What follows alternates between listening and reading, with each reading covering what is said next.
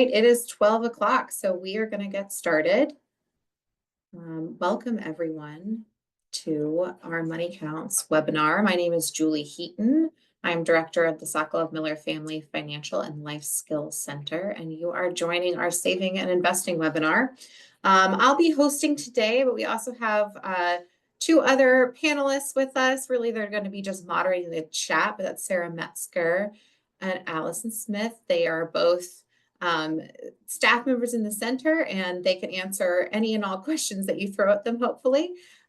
They will be in the webinar chat. So if you have never been to one of our webinars before, we want it to be as interactive as possible, even though you can't unmute and talk to us directly. We want you to say hi in the chat. Go ahead and open that chat function, even if you don't plan on saying anything, just so that you can see some of the links that are going to come through there. I am going to ask you at times maybe to open up a link and take a look at a website or a resource.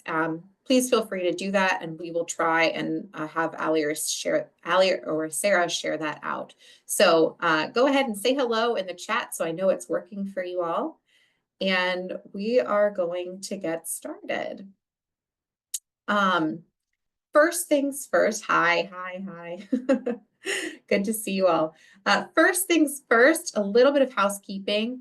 If you are not already a member of our listserv, we are going to pop that link in the chat so that you can sign up to hear more about upcoming webinars and activities, resources, events. So go ahead and sign up for our listserv if you've not already done so. Also, we're going to put our YouTube page where you can find recordings of this webinar and others, as well as our website into the chat. So these are just two key resources. If you like what you hear today or you want to hear more, those are some great places to go check out further resources. We are talking about saving and investing today, which is really exciting to me. This is a question that we get a lot of questions about investing in the center for good reason. It can be a complex topic, and often we are here to demystify investing for folks. The purpose of this webinar is really to be an introduction to saving and investing. So if you find yourself with questions at the end, or maybe we didn't answer your question, a great place to check out is our website, where we have some self-study modules that you can dive deeper into, or to schedule a one-on-one appointment. Those features are all available on the website, and that's kind of a good follow-up to this presentation. Or if you missed this, or you have to head out early, go ahead and go to the YouTube page, and you'll be able to find a recording of this and past webinars on different topics. All right, so let's get going. So I want to start again with this chat feature. I want you to finish at least one of these sentences, but let's just start with the I feel blank about money. I feel blank about money. Fill in this sentence for me in the chat. Let's see if we've got people ready. Yeah, I feel funny about money. I like that.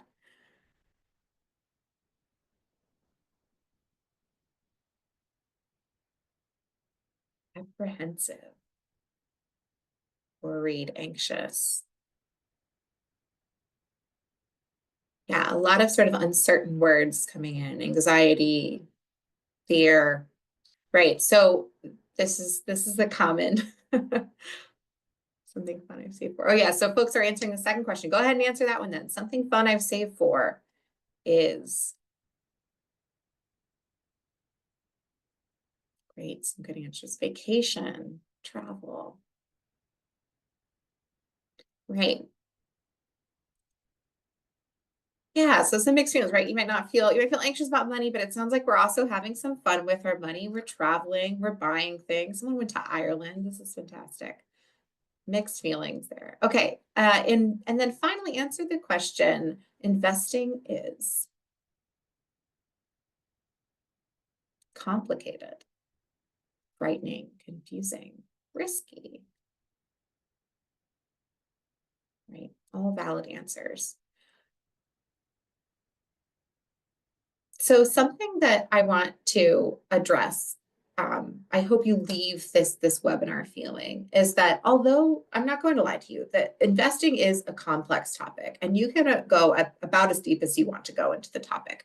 But I want you to walk away knowing that there is a really simple and easy way to invest that keeps you financially healthy and keeping up to pace with investing. So it does not have to be complicated. I've been investing for about 10 years and I do not feel like investing was, it seemed complicated before I started, but once I started, I've not changed my investing strategy much, and it feels pretty simple to me. And so I hope that I sort of introduced you the kind of bread and butter of investing, which is what most people are doing, and that does not feel like a daunting task by the end of this. Absolutely, there's stuff that we're not going to cover in this webinar, but what you need to learn to get started investing is quite simple, quite straightforward, and I really hope I can convince you of that today. So thanks for sharing some of your thoughts with me to get started. I want to base our conversation inside this center curriculum. So one of the things that you'll have seen before if you've attended a webinar is kind of this ladder to financial wellness that we talk a lot about in the center. The premise of this ladder is just that, like climbing a ladder, where there are obvious rungs to grab first and then move your way up slowly to each rung as you're ready, the same thing is true of our finances. So there are some obvious rungs to grab if you are just getting started on your financial journey. So starting with the budget, that's always the first rung we ask people to grab. It's like getting a financial health checkup to see where you're at. Once you have a budget, really the question is, are you able to save money? And then what do you direct that money that you save towards? These are some suggestions of what those rungs can be and in what order those rungs could come, right? So we sort of suggest once you've saved some money, ideally with the budget, you direct funds first towards an emergency fund, then towards figuring out, what debt you have and how you're making timely payments on that. And then finally, those top two rungs we're going to get to today, both of those rungs have to do with saving and investing, and especially investing with that, those final two. So we're going to be sort of entering our curriculum a little bit at the top, but I want to ease our way into that. But this ladder can answer that question. Okay, I've saved money. Now, what do I do with it? Where do I direct it towards? And that's the idea of this financial ladder.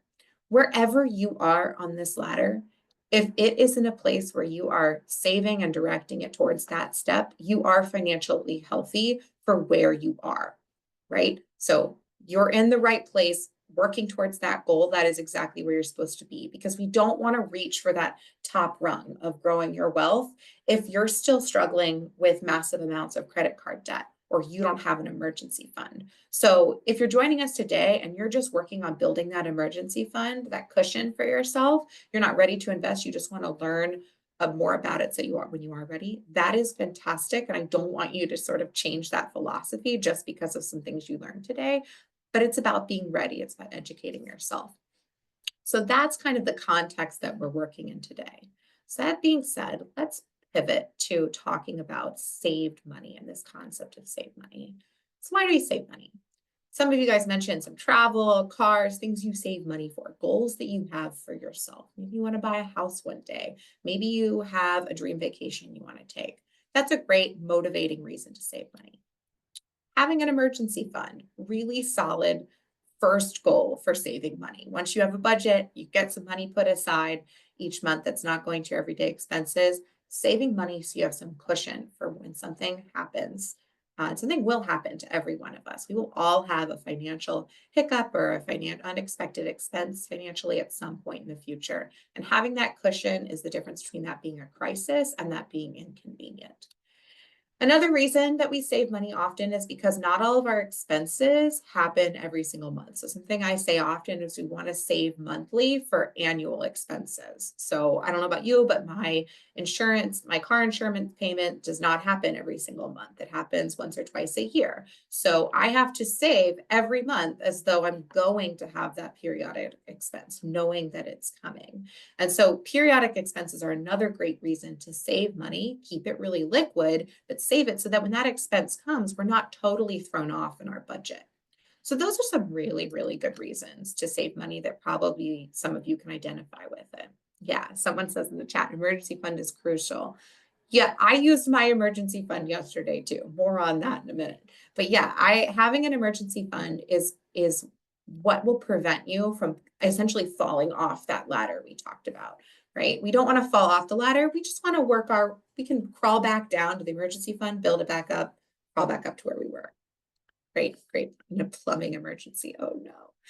So there is another reason though that we save money, and that is compounding interest. So compounding interest is when you earn interest on both the money you saved or the principal and on the interest you earned along the way. So you're essentially earning interest on interest. Another way to say this is your money is making money for you. Your money's going to work for you. The reason when we set aside savings, we're asking that savings to earn money for us, right? And if we're doing this effectively and we're having interest compound effectively for long enough, we're going to see this as a really effective way to multiply your money at an accelerated rate. I'll give you an example. So if you have $100 and that's earning 5% interest each year, you'll have $105 at the end of the first year. But at the end of the second year, you'll have $110.25. Why?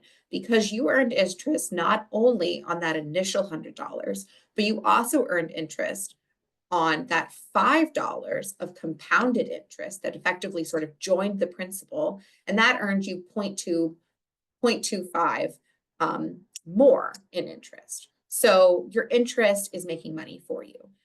In 1 year, not that big of a deal, right? 25 cents, not a huge amount of money. But over time, that interest being added to your principal and you're taking a portion, you're adding a portion to your principal at a larger amount each year, that's going to pay off a lot over the long run. And so the more years you allow interest to compound, or the more years that you save that money, you don't touch it, the more you're going to benefit and the more that's going to accelerate. So to get a real life example of this, I want you to get out your phones and scan this QR code on your screen. All right. It's going to take you to a Nerd Wallet. And this is going to be a compounding interest calculator. The rule of 72. Yep. So compounding interest calculator, just play around with this for a second. Put in maybe an initial deposit. This could be real life for you. Put in the amount that you're saving, let's say each month or each year. And then put in the amount of time that you're going to allow that to grow. Let's say you don't think you're going to spend that in the next 3 years, right? You can put in 3 years of growth. They're going to ask you to estimate your rate of return. That's essentially your interest rate. I would suggest for sake of argument, let's just go ahead and put in like 8%. So average rate of return on the stock market. And then compounding frequency, I'd put annually just for ease, and then go ahead and calculate this annually. That contribution amount, you can go ahead and put 0 if you want, unless you're adding to this amount each year. 0 is going to sort of give you an idea of just how much compounding interest grows our wealth. So hopefully if you're playing around with this calculator, you're going to see that compounding interest is like magic. It is one of the reasons that we save. It is putting our money to work for us. It is essentially, in some ways, it's passive income, right? You didn't have to do anything for it. The interest is earning interest. So with compounding interest, we want to make sure that we're using compounding interest the most effectively for ourselves. What does that mean? That means finding a way to benefit from compounding interest by finding the right vehicle for that. So how can you save this money? You might be saying, well, Julie, this sounds all great and well, but like, I don't save money. I spend every dollar of my paycheck that comes in. And that's fine. Honestly, that is a reality. When I had my children, I found that my savings decreased drastically, paying for daycare and other expenses. And so it might not be that at this point in time, you have a ton of money to save. But whatever you can save, that is what I'm talking about. Whatever's left over at the end of the month that you can put away, putting that to work for you. So let's say even if you have $20 a month that you can put away, that's good enough. Let's start there. So what do you do with that? So one of the first things I recommend that people do, especially where when they're working on like building an emergency fund, is to look for some sort of interest-bearing savings account, right? Most savings accounts that you will find at a bank or credit union are going to earn interest, right? It just depends how much interest they're going to earn. So a high yield savings account or a money market account are two forms of accounts that are FDIC insured, up to $250,000. So they're just like opening a savings account at any bank, but they're going to earn more interest each month, which means what? More compounding interest each year. So opening these accounts can be the difference between you saving like 0.01 or earning like 0.01 in interest a month or earning 5% interest a year, right? So these are some really effective ways to just get started. So if you're thinking, I'm not ready to invest, I would highly recommend going to your bank account right now. And if you have a savings account, checking to see what is your rate of return, how much interest are you earning on that savings account. You might be shocked to find that it is a very, very, very small amount of interest that you're being paid. You might also be shocked to find out that there are high yield savings accounts and money market accounts out there that are paying 4, 5% just for having your money put away in a savings account banked with them. Sometimes there are definitely like a money market account usually has a minimum amount you have to invest, but a lot of high yield savings accounts right now are going to be available to most people. Why, you might ask, especially if this is sort of news to you. In the last 10 years or so, we've seen a lot of banks move away from brick and mortar. And what they save in those costs, they're able to put towards giving higher yields to their customers. So that's one of the reasons why we're seeing some of these higher yield savings accounts. So what's the downside? There is no downside. I effectively use my high yield savings account just like my savings account. I can withdraw funds from it. Money market accounts, you can write checks from. They effectively function the same way. One of the things that we talk a lot about in the center is how do you sort of think about your emergency fund inside of these accounts.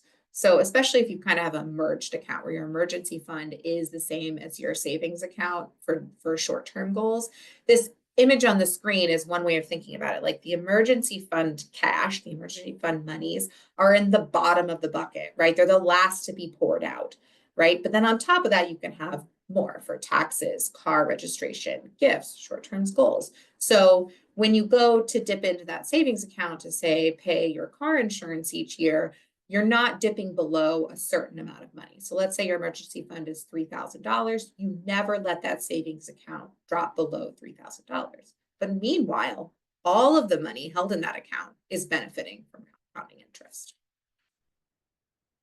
One easy way to do this is wherever you get paid from, having there be an automatic recurring transfer into your savings account. It could be for the exact amount you need to meet temporary expenses. It could be just until you reach the point where your emergency fund is as robust as you need it to be. That's about 3 times your minimum monthly expenses. But another way, if you were to lose your job tomorrow and all income streams stopped, would you be able to keep the lights on, pay your rent, etc., for at least 3 months? I have a great example of this in my life. When I had my second child, I realized how much bigger my emergency fund needed to be. I no longer, with their daycare payment, would have been able to meet payments for 3 months unless I expanded my emergency fund. So what did I do? I actually pulled back on investing some of my money and I put it towards building my emergency fund for a couple of months. Once that was pushy enough, then I could go back to investing a bit more. So that's kind of how we traverse that ladder a bit. There's some great questions coming in the chat. So go ahead and check that chat out. Allie's doing a great job of answering these questions as we go. We also have the Q&A feature if you're interested in that, where you can ask questions as well. But keep them coming. All right, so sounds great, right? Well, there is a problem. So our inflation is essentially the idea that the cost of goods and services increased over time. So we're saving all this money for the things we want in the future. Then happens? Inflation occurs. So inflation is effectively causing the money that we have saved to lose its value over time. What does that mean? Well, if you have $100 in the bank today and the rate of inflation this year is 2%, a year from now, that $100 will be worth effectively, will have less buying power by $2. So it'll be like not having $98 instead of $100. So the rate of inflation right now today is 2.7%. And this fluctuates, right? Post-pandemic, we had really, really high inflation rates, right? We still have not quite recovered from that. So our money that was saved, unless we had sort of some kind of great interest-bearing account, that money is effectively rotting when we consider inflation. So what do we do? The only thing you can do to sort of combat inflation is to use compounding interest and rates of return to your benefit. So if you were to just put cash under the mattress, your rate of return on that is 0% effectively. So that money is not earning any interest. It's not keeping up with inflation. It is just sitting under your mattress rotting. This is not a good idea. So the case made for investing is just that you do not want your money to be worth less in the future than it is today. So at the very minimum, you want to be keeping up with inflation. So on the screen, this is sort of just an example of how your rate of return might work if you were putting away, it says investing, but really it just could be saving $250 per month for 40 years, right? What's your average rate of return coming back to you here? So for a high yield savings account, this is saying 2%. Like I said, I have a 4%-ish, it fluctuates, but a 4% high yield savings account. They might pop in the chat, if Ali or Sarah could do this, pop in the chat some of the links to common high yield savings accounts. Sorry, this question. Oh yeah, so check out high yield savings accounts and think about your rate of return on that high yield savings account. If I just said that the inflation rate is 2.7%, so anything that is keeping up with that, so around that 2 to 3% mark, that means that your money is you're just stopping it from losing value at that point. So what do we do beyond that? We want to find a way to not just have it keep up with inflation, but to beat inflation, to earn money, to benefit from compounding interest, and have our money earned for us. So some of the two things listed on the screen are a home. So again, this is just an average rate of return. This average is going up right now for home buying. So rates of return for people's homes can be, in the double digits. So it really depends on where you are from a real estate perspective. But another thing that has sort of consistently provided returns that beat inflation is investing in stocks and bonds. So stocks, bonds, and real estate, three of your sort of tried and true, historically proven ways of making more money and allowing your money to earn more interest that will beat inflation. So this is where we move into that next ladder that I was talking about. So you have an emergency fund, you're making your debt payments and making progress towards your debt. What's the next step? Where's the next place we direct our savings? Because there is such a thing as having too much money in your savings account, even if it's a high yield savings account. At some point, we want that money to be earning money for us. And we don't want compounding interest to just be allowing us to keep up with inflation. So most of us probably would like to retire one day. I know that I would. And to do that, we need to find a way that we invest in our future and that we can have our money growing exponentially. So the first place to look is to retirement accounts. There are several obvious spots to put away our money for retirement. We're going to get into that in a second, but first I want to do this little activity for you, which considers the other factor in retirement and investing, which is time. So little activity on the screen, I'm going to launch a poll. We have three people here, Talia, Jess, and Nate. Talia invested $5,000 every year between the ages of 35 and 65. Let's say she got a late start in investing. So So for 30 years, she invests a total of 150K. Jess invested the same amount, 5,000 every year, but between the ages of 25 and 35. Then something happened at 35 and Jess had to stop investing. So she invested a total for those 10 years of 50K. And finally, Nate invested $5,000 every year between the ages of 25 and 65. So for 40 years, for a total investment of 200K. What I want you to do, launch a poll here that's going to ask you 2 or maybe 3 questions. Oh, looks like it's 2 questions, but for some reason I added an unentitled third one. So just click the button and move through. So 2 questions. The first is, who's going to have saved the most money at the age of 65? And then the second one is, who will have saved the least by the age of 65? So go ahead.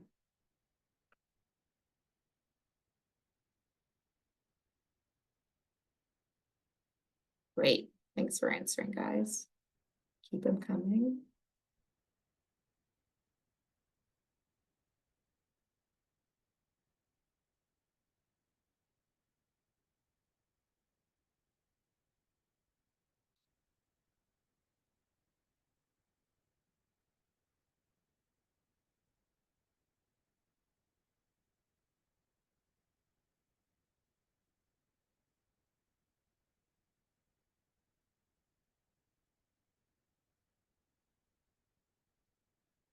All right. Oh, still have answers coming in.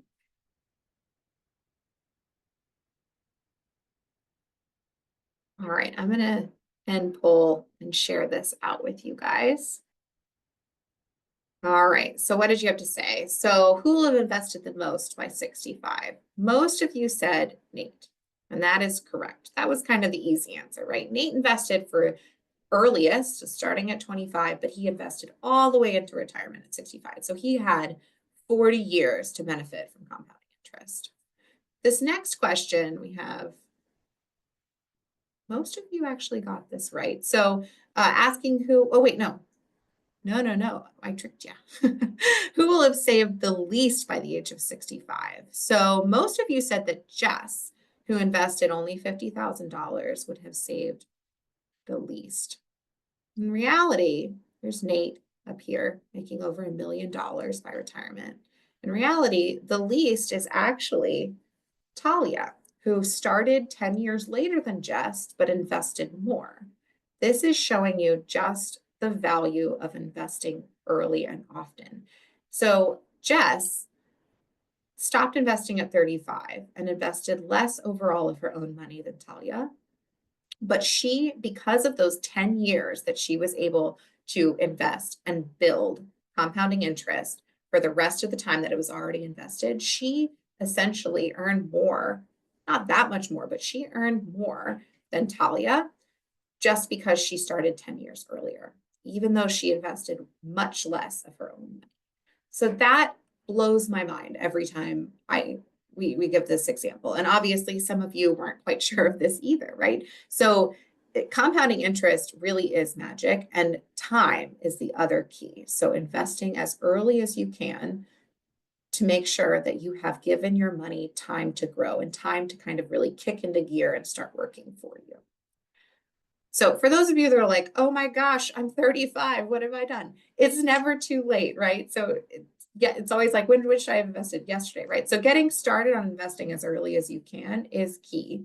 But that really is true regardless of what age you are, right? If you're nearing retirement, this might be a little bit less effective, but there's still this element of however many years you have left before retirement, making sure that you're investing really wisely and using those years to build as much compounding interest as you can. For those of you that are, 25 to 35 years old, think about this element of time and don't put off investing until it's, a little bit too late to really benefit from 40 years or 30 whole years of compounding interest. Let's stop sharing this.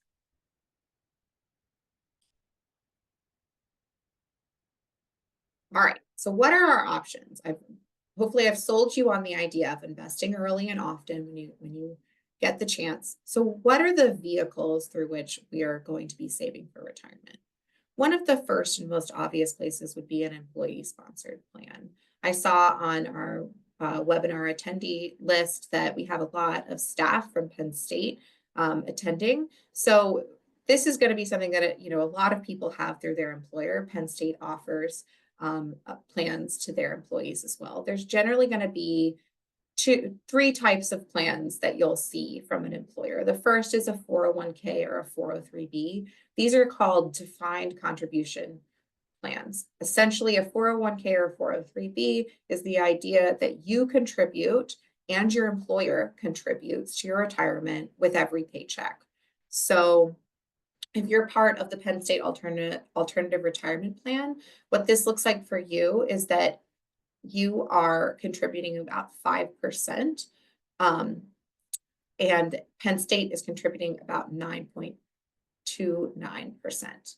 So you are effectively saving yourself, and Penn State is saving for you for retirement as well. There's a defined amount, though, that you contribute. And then at the end, when you retire at age 65 or 59 and a half, whenever you choose to retire, the amount that you have in for retirement is effectively what you have saved and how long you can sort of stretch that out, right? So there's no defined benefit at the end. This is contrasting with a pension plan, or what's often called a defined benefit plan. Pension plan sort of works the opposite. You are contributing some of your income towards the pension, but if you contribute for a certain set number of years, then you'll benefit from the pension. You'll have a defined benefit or defined amount of money that you're going to receive based on your earnings into retirement.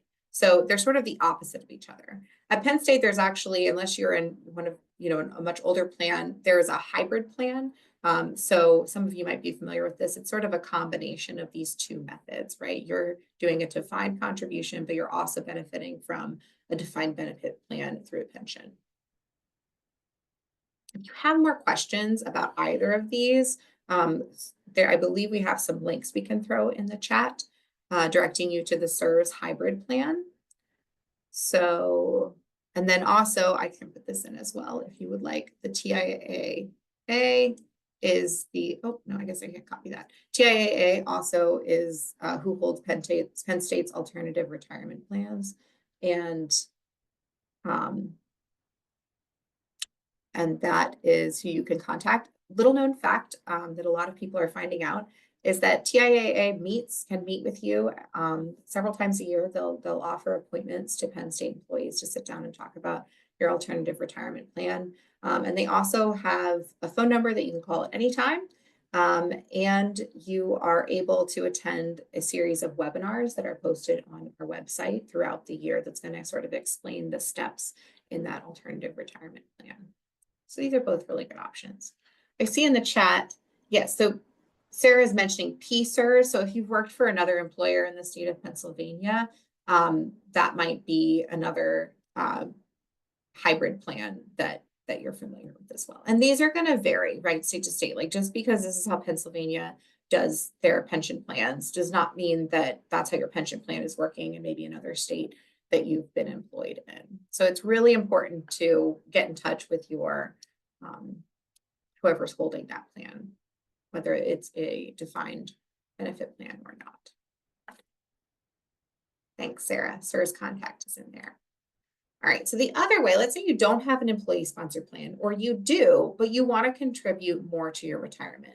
There's another sort of really obvious rung on the ladder to grab and start pushing your savings towards. And so these are individual retirement accounts, or IRAs. A lot of times when people talk about IRAs, they sort of talk about them as though the IRA itself is sort of buying stocks. An IRA is not stocks in and of itself. An IRA is a basket that can hold different securities, stocks, bonds, etc. So it's just the vehicle through which you are investing that money. So you have two common types of IRAs. There's a Roth IRA and a traditional IRA. A Roth IRA is going to contribute after tax dollars, but you can take the money out tax-free when you retire.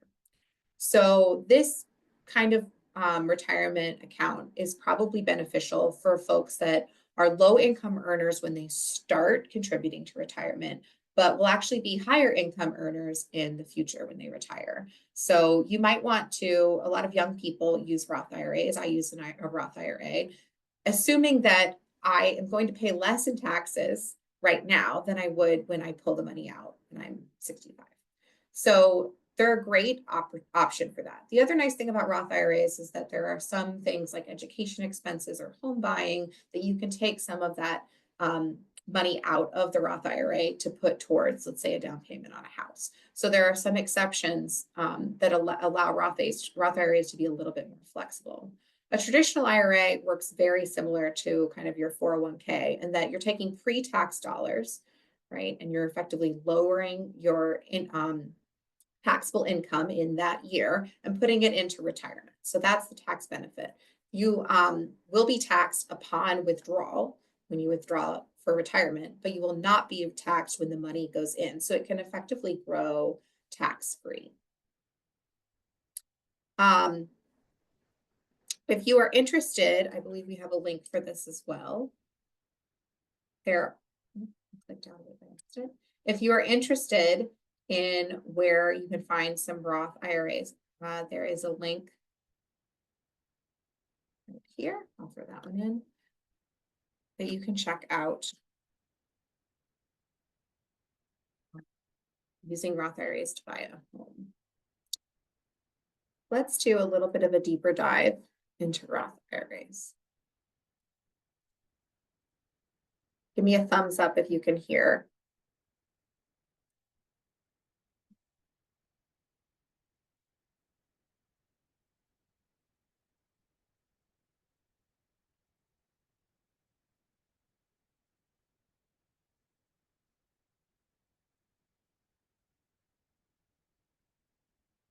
Oh, I'm hearing you guys can't hear. Julie, if you do, if you reshare your screen, there will be a button that you can click that says share sound. That should help as you go to share on Zoom.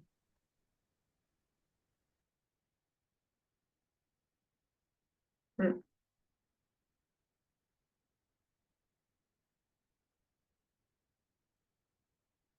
we go. All right, let's try this again.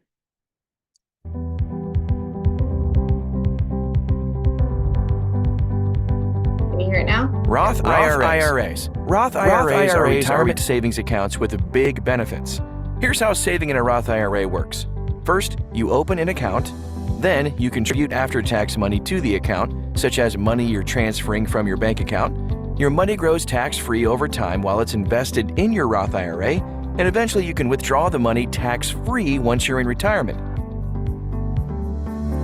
Roth IRAs can come with some special added benefits. You can withdraw your contributions penalty-free anytime. You can use the funds in your account for a first-time home purchase without paying withdrawal penalties. And you're likely to have many investment choices with a Roth IRA. The main difference between traditional IRAs and Roth IRAs is when you pay taxes. With a traditional IRA, you contribute pre-tax money directly from your paycheck. Your money grows tax-deferred, and you then pay taxes on withdrawals and retirement.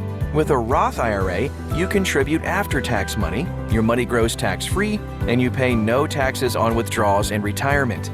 Because they let you get your taxes out of the way today, Roth IRAs can be a great choice if you're in a low tax bracket now and maybe in a higher one in retirement.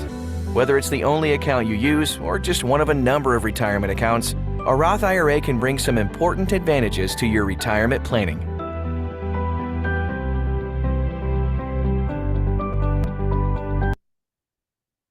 All right. Let's share it again.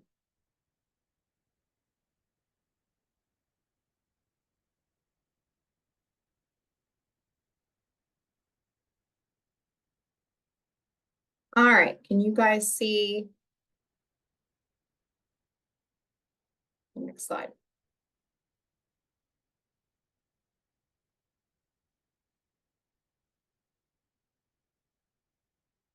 Great.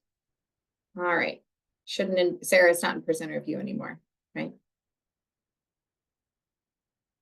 Okay, good.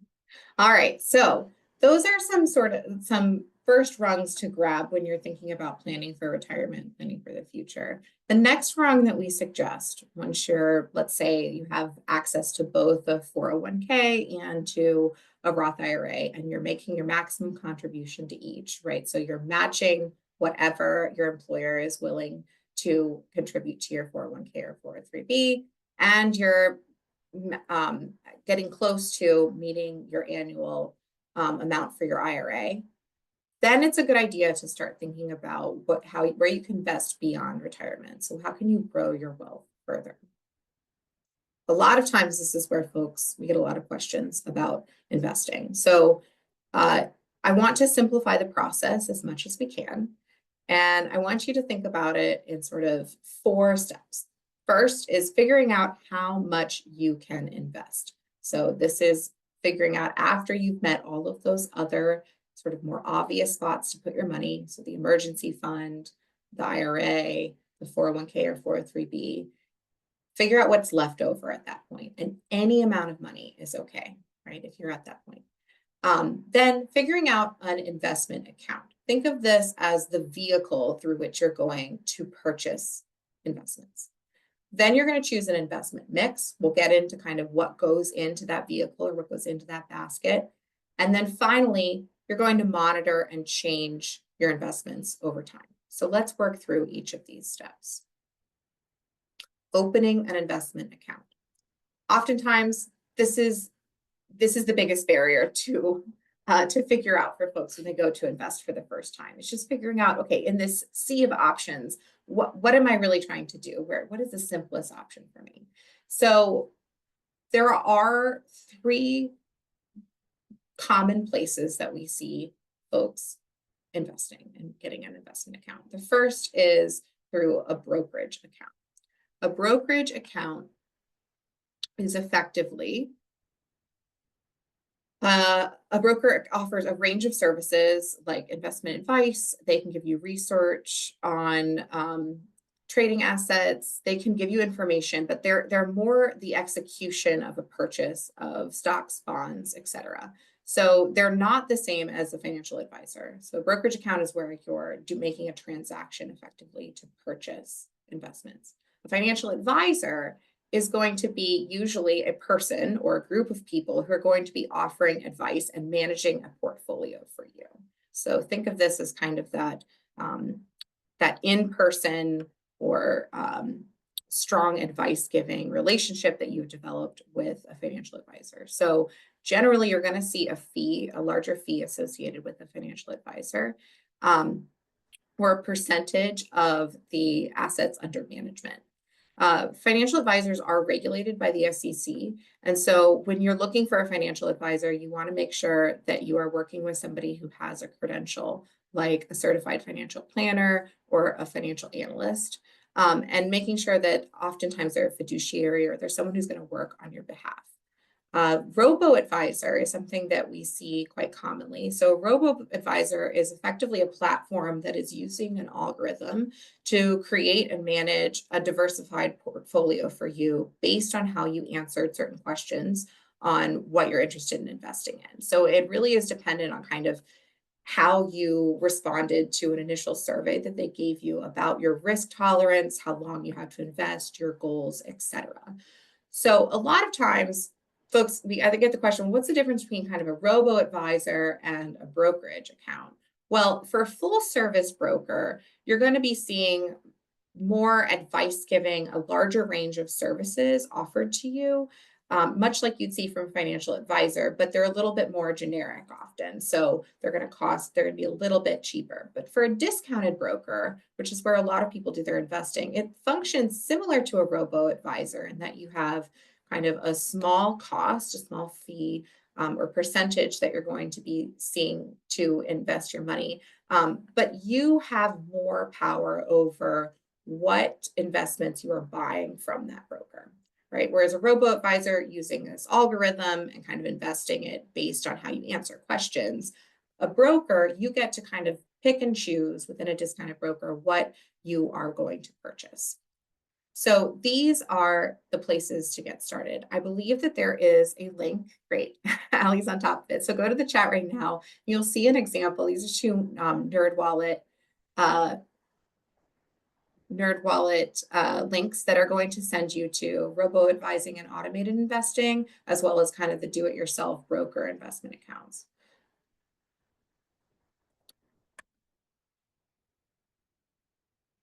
Another vehicle that's worth mentioning before we go a little bit deeper into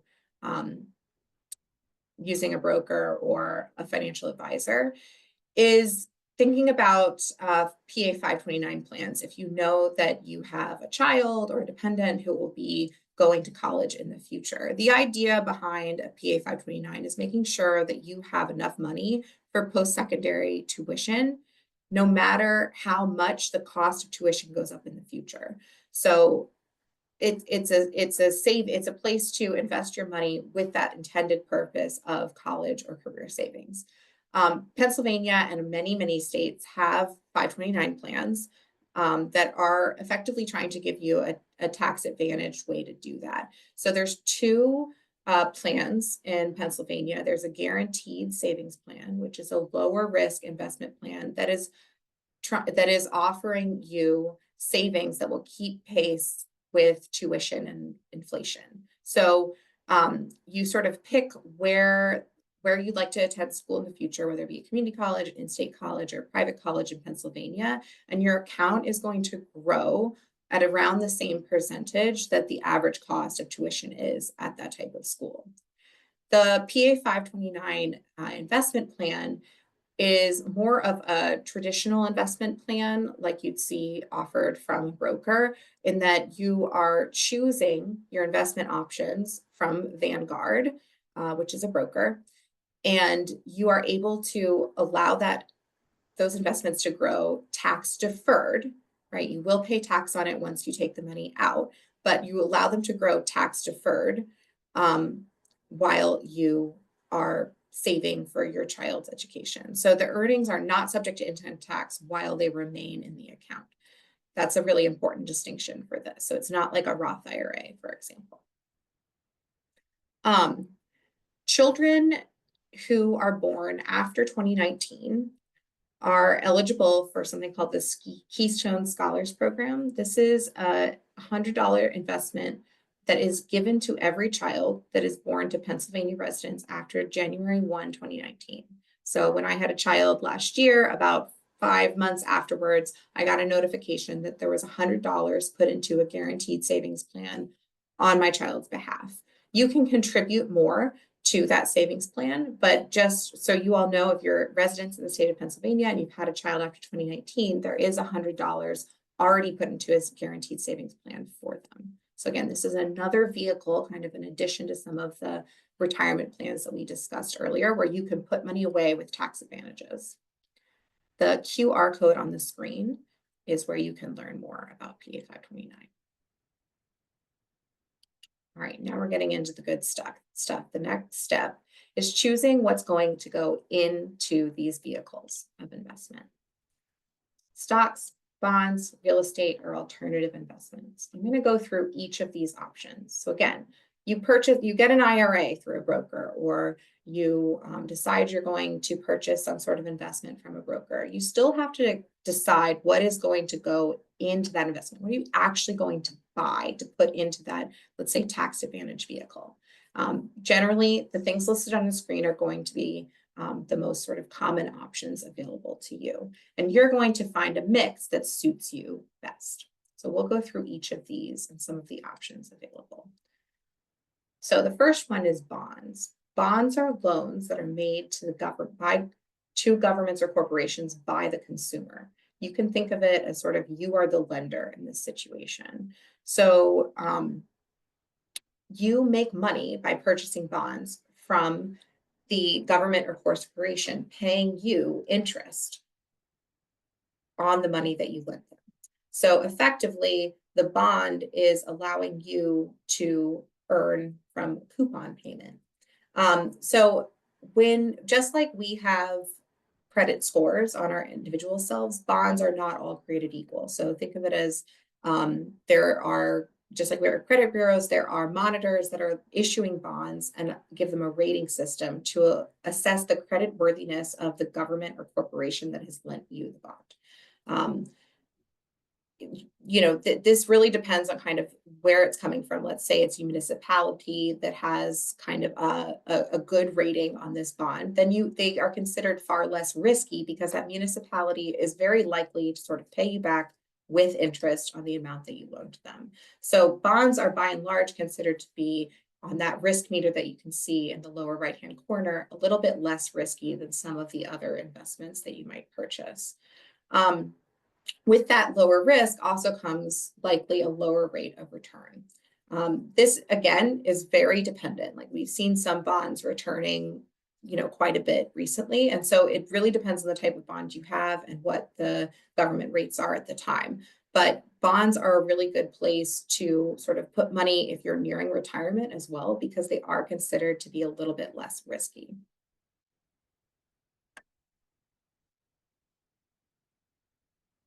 We talked a little bit about real estate earlier.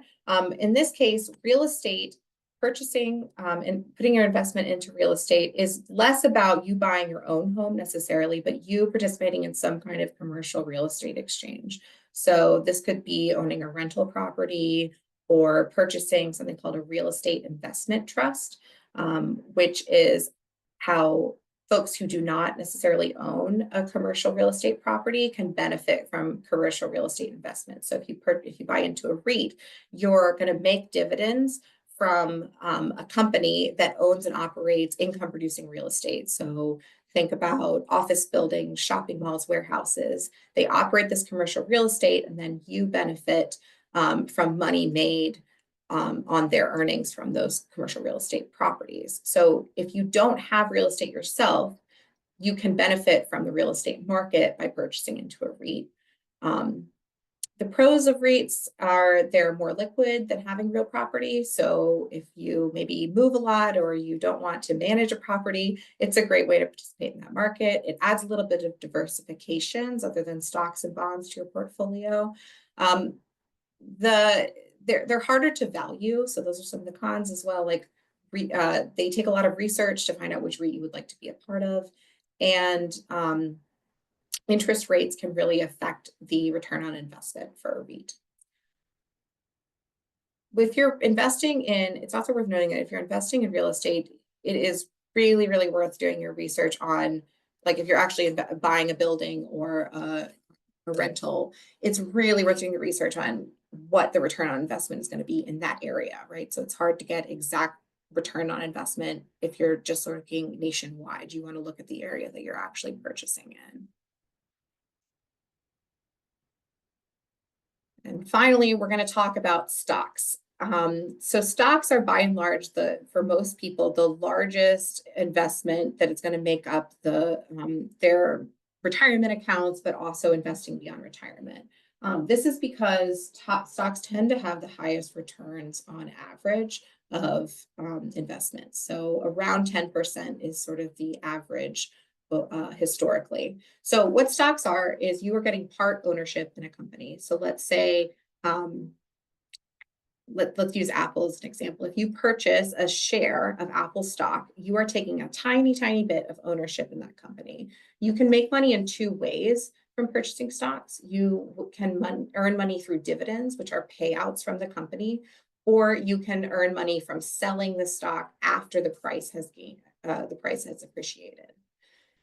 They're pretty easy to buy. Again, you can sort of buy the tiniest little sliver of a stock, so you don't need a ton of money.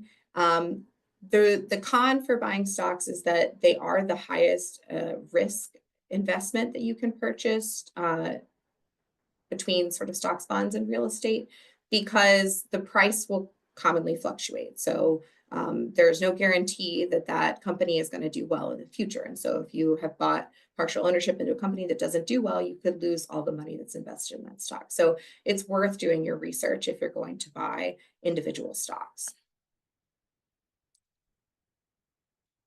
I want to do a deeper dive into stocks, because the truth is that although the sort of media presence surrounding purchasing stocks is one of kind of day trading, like you're assuming that people are buying and selling stocks quite frequently. That is not how most people are investing their money. Most people are investing their money by participating in things called mutual funds, index funds, or exchange trade funds. These are effectively pools of money for a mutual fund that investors have put together and that are being invested on their behalf into a basket of securities. So one way to think of this is that instead of going out and buying and purchasing individual stocks for yourself, that would be like buying all of the ingredients you need to make a roll of sushi. So instead of doing that, you're going to go to a sushi restaurant where there is a sushi chef who's going to put together a boat of sushi that has little slices of different types of sushi that you can truly diversify the shares that you have bought or the commodities that you have bought. And that diversification allows you to not put all your eggs in one basket, but it also allows you to not have to put in a ton of time and research into selecting the specific companies that you'd like to buy stocks in. So it's a really common way that folks are not putting a ton of man hours in, and then you do not also have to, participate in day trading in any way, right? You're not buying and selling your own stocks, you're just participating in the mutual fund. Another sort of way of doing this is to participate in index funds. So effectively purchase shares in index funds. Index funds follow the performance of a particular basket of securities. So this could be, I want to invest in every company that is woman owned, or I want to buy a little bit of every company that is environmentally friendly. One of the most common ones that you'll hear about are like the S&P 500 or the NASDAQ 100. So the S&P 500 is an index fund that is following the top 500 companies and actively investing in those top 500 companies as they change. So it's following sort of logic as opposed to picking and choosing which companies you think are going to do well. The main difference between mutual funds and index funds is that by and large, an index fund is trying to just keep pace with the market, right? It's trying to do it just as well as the American economy. Whereas a mutual fund is, or, in picking individual investments are more aimed at beating the economy, right? Doing better than the economy by picking and choosing exactly what you want to go into that roll of sushi, so to speak. So mutual funds and index funds can come in. Mutual funds are what we call actively managed, meaning that someone is actively choosing what's going into that fund, whereas an index fund is being passively invested. So the expense ratios are going to be different for these. If you have an actively managed fund, it's going to be generally between 0.5% and 1%. Whereas a passively managed fund is going to be between 0.05% and 0.3% for an expense ratio. So that's how much it's costing you to participate in one of these funds. So passively managed funds cost less to manage because you don't need someone selecting kind of what is going into that basket of securities. I often tell people this when they're first getting started, that there is no harm in just sort of following the index and not trying to beat the market. In fact, only about 10% of actively managed funds actually outperform the index fund. So folks that are just trying to keep pace with the sort of S&P 500, most of the time, if you're trying to beat the market, you don't, right? The market, participating in the S&P 500 or just following the market is a great way to get started. And then finally, we have alternative investments. So these are going to be your cryptocurrencies, non-fungible tokens, collectibles, commodities. Generally, these are kind of, it depends on what you're investing in, but all of them are going to be pretty high risk. Why? Because we don't have sort of the historical data on how well these are going to perform. So it's not that you shouldn't purchase alternative investments, but that they're sort of the next rung of the ladder, in my opinion. You're reaching sort of beyond the tried and true, historically proven returns on investment in the long term. So they're fine to diversify your portfolio, and you might want to consider them once you've kind of invested in some of these commodities like stocks, bonds, real estate, if you want to add that little bit of diversification, but they are highest risk. So to put this into an investor profile, giving you an idea of, depending on your risk tolerance, what your mix of investments might look like. This gives you an idea. So some things I notice here is this investor profile on the far end. That's the only time that sort of an alternative investment might come into your portfolios if you're in a high risk setting. Whereas on the other end, bonds might make up a larger piece of your investment portfolio if you consider yourself to be lower risk. Check out that QR code, and I believe we'll pop a link into the chat as well if you'd like to look at this one. All right, so that wraps up this introduction to investing. If you would like to learn more, visit our website and participate in one of the other services that we offer, or sign up for a one-on-one appointment. And check out our upcoming webinars as well that will be happening starting in the new year every 2 weeks.